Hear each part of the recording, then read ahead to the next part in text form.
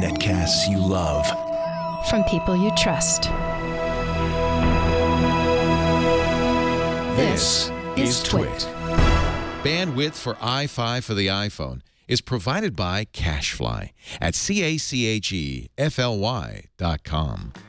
This episode of i5 for the iPhone is brought to you by Shutterstock.com. With over 30 million high-quality stock photos, illustrations, vectors, and video clips, Shutterstock helps you take your creative projects to the next level. For 20% off your new account, go to Shutterstock.com and use the offer code i5for14.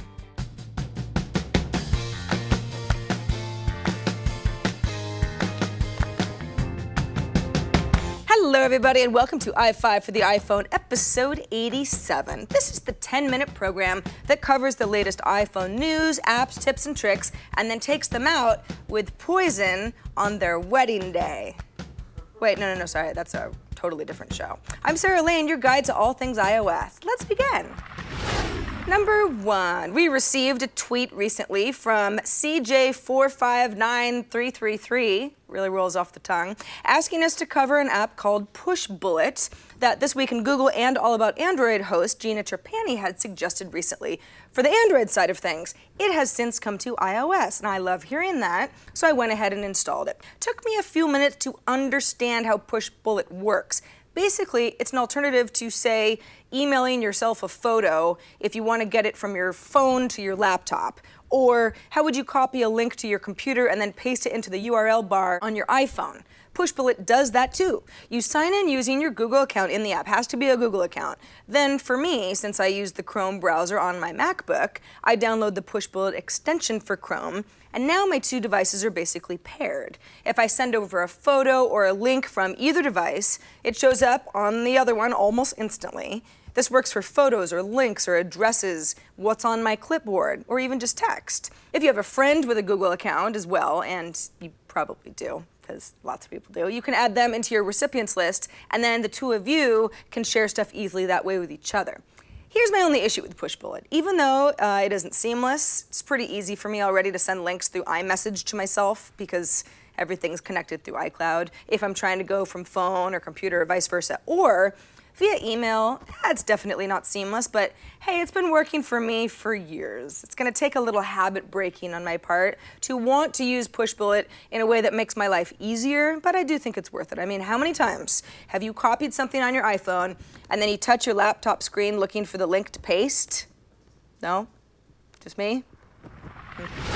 Number 2, so last week everybody in the App Store got something new from the Dropbox team, an app called Carousel, which is basically designed to be a better version of your iPhone's camera roll, but also a backup of all those photos. You log in with your Dropbox account and then the app starts automatically arranging everything for you. It's by date and event and that sort of thing. The idea is the native camera app isn't always so great at organizing photos you take, but what about photos that your friends take that you might want? Other apps out there have some of this functionality. Cluster is a good collaborative photo sharing app I've used in the past. We've talked about it here on i5.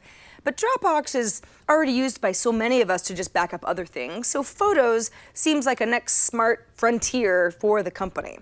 Problem is, I can't get the damn app to work at all. I have like 5,000 photos that mean a lot to me, and every time I open up Carousel to back them up on my iPhone, the app crashes. Now, I suspect that this is just a fluke because I haven't seen widespread complaints of this particular error, and also I'm still rocking a broken iPhone, which is pretty sucky, but I'm just unlucky that way. So I have to say my first impressions aren't great, but it's probably just me. Then again, I already pay for iCloud storage, so it's not like I don't already have a place my photos are supposed to be safe. I think if you've just started accumulating a ton of photos and videos on your iPhone, and you're at the point where you really need a good backup solution, Carousel's worth a try. I'm also impressed by some crafty little details in their user interface.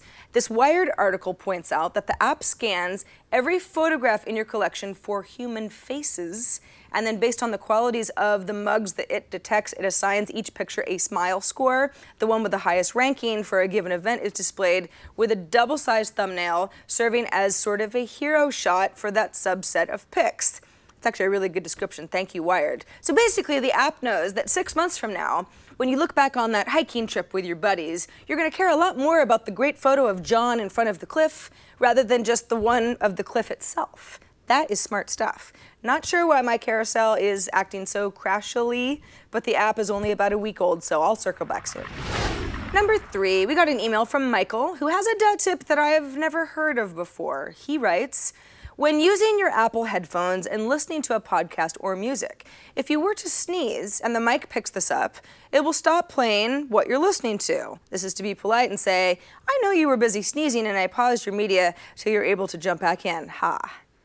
Okay, so I'm not really sure how you were able to make this happen, Michael, but I suspect it was an accident. If I'm listening to a podcast and I'm using my Apple earbuds, the phone would have to be listening to me continuously, waiting for something like a sneeze to happen in order to pause the audio, which is basically like spying on my life, and then clearly that wouldn't be okay.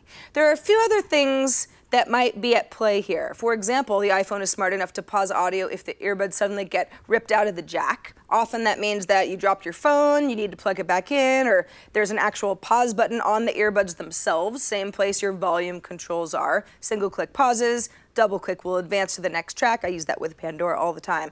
But anyway, Michael, I hope that helps. So unless you are actually being monitored by the NSA right now, and they actually are listening to every audible thing that you do all day, in which case I guess my advice is, stop talking. This episode of i5 for the iPhone is brought to you by Shutterstock. At Shutterstock.com, you'll find the perfect image or video for your next creative project.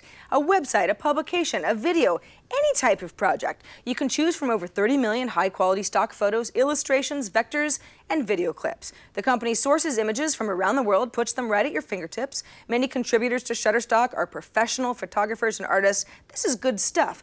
Plus, Shutterstock reviews each image individually for content before adding it to its library. They're adding 20,000 images every day, in fact, so every time you visit Shutterstock, you'll find something new. Flexible pricing, you can choose individual image packs, or go with a monthly subscription. And you can download any image in any size and pay just one price. Shutterstock gives you the images you need to bring your creative projects to the next level. Sophisticated search tools makes it easy to find exactly what you're looking for, whether it's subject or color or file type. Plus, shareable lightboxes make it easy to work in a group. You save images to a gallery, and then you can access them anywhere and share them with your team members. Plus, there's an award-winning iPad app. We like that on this show. You can search on the go and use it to display images during your presentations. You can try Shutterstock today by signing up for a free account. No credit card needed. Just start an account and begin using Shutterstock to help imagine what your next project could be like. Save a few favorite images to a lightbox and review them later. When you decide to purchase, use the offer code i5-414. That's Shutterstock.com, and for 20% off new accounts, use the offer code i5-414. And thanks to Shutterstock for their support of i5 for the iPhone. Number 4, we got a suggestion to check out an app called American Almanac from Danny, who lives in St. Petersburg, Florida. Love you, Danny. Danny writes, it's a great geek app for people interested in local sunrise or sunset times, moonrise or moonset times, moon phases, full moon names, Chinese zodiac info, local frost dates for gardening, weather wisdom, etc. It's a perpetually updating almanac, so it's well worth the $1.99. Wow, okay, this is my kind of app. 8 parts, really useful information, lunar cycles, tides, historical stuff, and then a couple parts just fun stuff, like inspirational quotes. Today, for example, it's tax day in the US, that's front and center. There's a full pink moon tonight, that's kind of exciting. Today, we're in our Aries zodiac period, and on this day in 1912, the Titanic sunk. All that and weather? And a list of annual meteor showers? And a guide to different types of plastic? Count me in. Thanks, Danny. Finally, number 5, we got an email from Robert who asked us to take a look at an app called OK Do This, all one word, OK Do This, which sounds a lot like Now Do This. That's a to-do productivity app. This is different. OK Do This is a social app based around photo themes. So once I sign up, I'm asked to take a photo of my shoes to get the ball rolling. Sounds kind of silly, but bear with me. So I do that.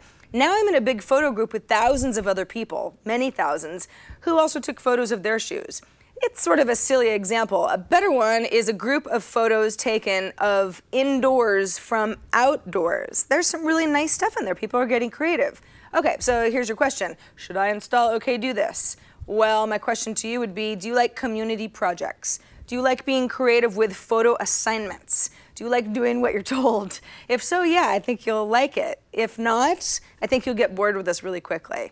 Also, I went ahead and looked for all of my friends using the app from Twitter and Facebook and, the usual suspects, and there really aren't many of my friends, and my friends are a pretty geeky bunch. So if you like being an early adopter, you can certainly get the ball rolling and invite a bunch of friends, and hopefully they'll all participate and you'll have the best time ever. But you know how that goes. It's hard to make yet another social network stick. It just is. I do like some of these photos, though. A lot of talent. So all that definitely counts for something.